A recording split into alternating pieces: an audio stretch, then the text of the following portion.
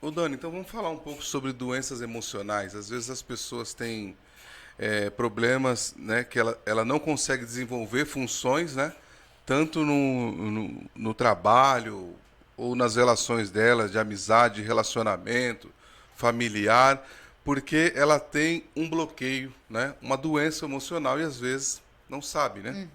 Como é que você acha que você pode ajudar essa pessoa?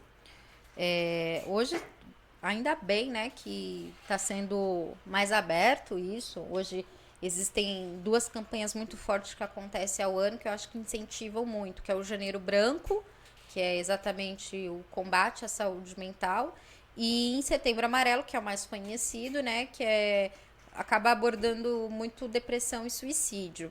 Mas doenças emocionais vai muito além disso, né? Uma doença emocional ela começa quando eu tenho um estresse generalizado do qual eu não administro. E isso pode impactar nas minhas relações profissionais, familiares, amorosas e sociais, né? É, E as pessoas associam às vezes doenças só quando é o nível máximo, como uma depressão, uma síndrome do pânico, enfim, síndrome de burnout. E Quando não, já tá feio, né? quando já Síndrome tá de feio. burnout. É a doença do trabalho. É uma doença que ela é gerada pelo esgotamento físico e mental pela sobrecarga de funções. Eu tô com essa. Eu tô com essa daí. Eu tô com essa. Pode ter certeza Depois que eu tô passa com lá ela. pra gente fazer uma avaliação e identificar, entendeu? Tem que fazer várias sessões lá, então. Precisa.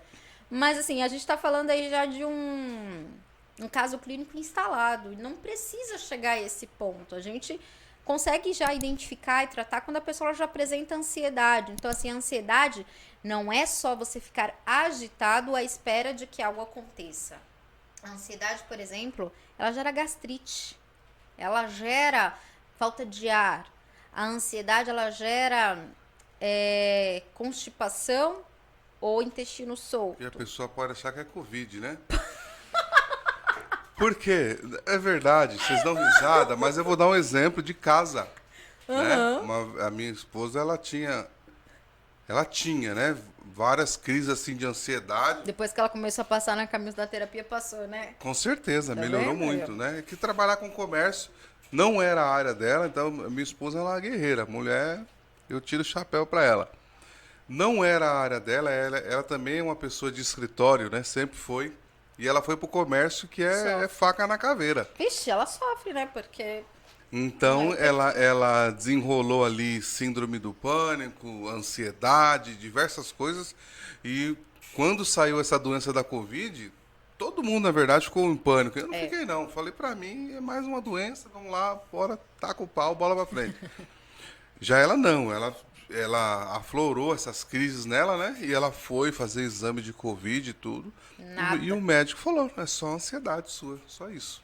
Falta de ar, a filha nem dormia direito, né? Já bateu aquele desespero, tudo, achando que estava com Covid e na verdade era Só uma ansiedade. crise de ansiedade.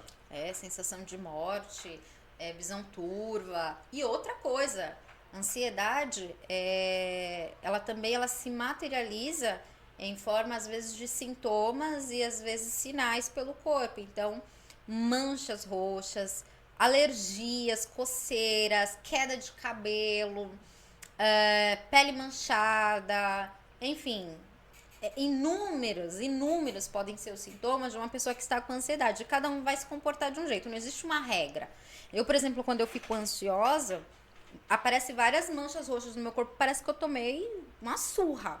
Mas eu sei, eu estou ansiosa, eu estou agitada, eu estou estressada. Então eu já sei ler o meu corpo. Então eu procuro me acalmar, entender o que me levou àquele cenário, né? Pra normalizar. Então, do, é aquilo, né? É normal você ir ao dentista porque você está com dor de dente. É normal você ir a um ginecologista, você ir a um clínico ou qualquer outro profissional que seja. Mas quando se fala de doenças emocionais, a gente sabe que as pessoas olham um pouco atravessado. A gente sabe disso. Preconceito, né? Ah, eu vou num psicoterapeuta, eu vou num Vou no, ps- psiquiatra. vou no O que psicólogo, você deve estar tem? louco, né? O que você tem? Né?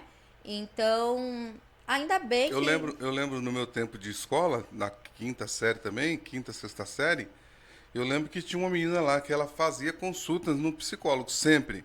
E ela era o assunto da sala, todo mundo Olha, comentava. Ah, aquela menina ali, ela vai no psicólogo. Eu falava, qual é o problema, né? Pra mim, eu era moleque, o que que tem o que isso, que né? tem? Mas falava o quê? É doida. É doido. Exatamente. E ainda existe esse tabu, existe esse rótulo em cima de quem procura cuidar do teu emocional. E as pessoas deveriam saber, pelo menos os que têm a mente travada em relação a isso, que é como ir a qualquer outro profissional. E eu diria que é um dos mais importantes, porque Muito ainda que importante. você não apresente nenhum caso de depressão, nada, todos nós temos questões internas a serem compreendidas. Então, seja alguma coisa da infância mal resolvida, seja o fato de você às vezes não conseguir lidar com alguma coisa no dia a dia, né? Ah, eu sou muito nervoso. Ah, eu não sei dizer não. Ah, eu me sinto acuada diante de uma figura de autoridade, eu não consigo me posicionar. Tudo isso é comportamental, tudo isso é emocional. É que geralmente esses traumas são gerados pelos pais, Não. muitos, a maioria, Eu não. pela, assim, às vezes pela ignorância dos pais, não por querer, né? Por exemplo, eu atendi um cliente que ele falou, me encheu o saco, eu jogo fora. Ele falou que ele comprou uma bicicleta e ele estava andando não sei lá na onde e ele foi e caiu com a bicicleta. Ele largou a bicicleta lá e foi embora. Fiquei nervoso com a bicicleta, largou a bicicleta e foi embora. Tolerante, né? Aprendeu a não criar vínculo com nada. E era um menino novo, eu acho que o Aprendeu. menino ia ter 20, sei lá, 20 e poucos anos. É a forma que ele resolve as coisas, abandonando. Ou seja, existe É um alguma. problema também. Existe talvez um comportamento de reprodução. Eu não vou dizer que a culpa dos traumas sempre é do pai e da mãe.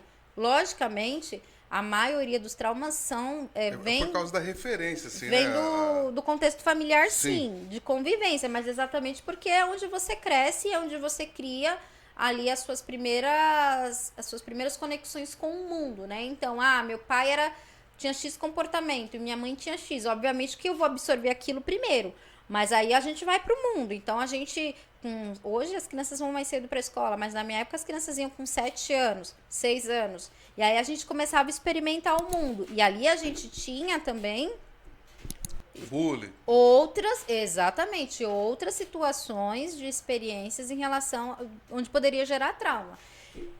Pai, mãe, gera trauma. Não tem como não gerar. Eu sei que eu já gerei muito trauma na minha filha, mesmo inconsciente ou involuntariamente. Faz parte, Sim. né? A gente tem que tentar minimizar o mínimo, obviamente.